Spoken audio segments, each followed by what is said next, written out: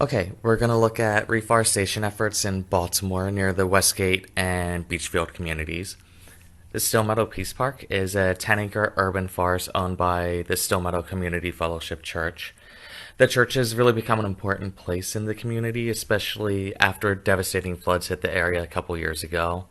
They run a food pantry, provide COVID vaccines and testings, have an after school program, and their next step, one that's been in the works for a couple years, is to provide a piece of nature for people to come out and explore, relax, learn, meditate, or just walk through.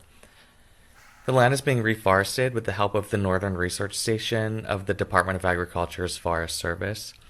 This is a 30-year project for them where they're looking to see how to successfully reforest urban parks. But before they could even start the reforest process, they had to first clear out the damaged trees. In fact, they suggested not even letting people into the park until that was done. Ash borers, which is a type of invasive beetle, had destroyed most of the ash trees that were here and they had to be removed. You can see their markings here on this log. Once they get into a tree, they can kill it within a few months.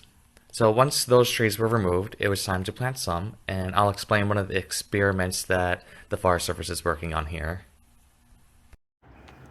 Alright, behind me, you'll see a fenced-in area that they're planting some trees.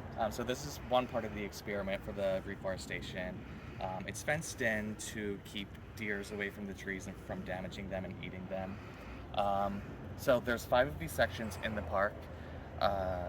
In these areas, half of them are covered in mulch and wood chips, and the other half are not. So they're trying to see how the trees grow in that condition or those conditions. The thought process is that the areas that are covered in the wood chips will help retain water and keep vines and invasive plants from growing and destroying the trees.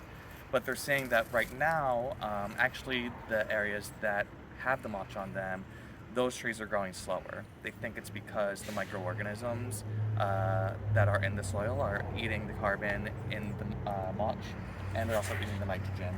So basically they're taking nutrients away from the trees. That's the thought process right now. We'll see how it goes in the future though.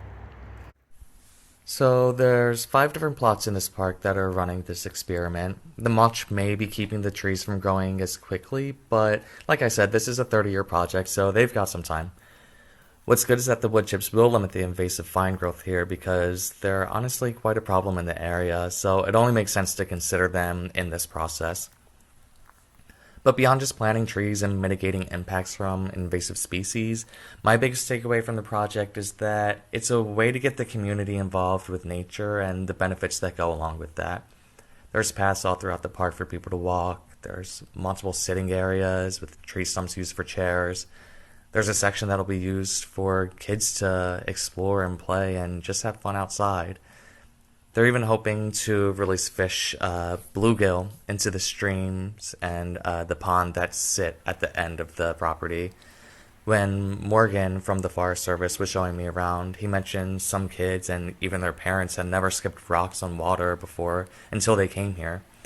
I mean, even here you can see deer walking through, and although we don't want them destroying the newly planted trees and eating them, it's still amazing to see this sort of wildlife in the middle of a city. And now people in the community who have never had the chance to experience nature on this level can do so thanks to the church and the Forest Service. Growing up, I had a forest in my backyard, and I was out there having fun and exploring every day. And I think it played a big part in making me the person that I am today. This is actually what used to be the forest that I used to explore. Now it's just a neighborhood and a retention pond.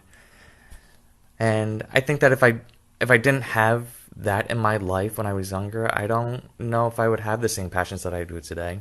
That's why, for me, providing an area outdoors, especially for young people, is so important in promoting the environmental causes that I care about. And I'm really glad that the park is here for the community because I think they deserve it.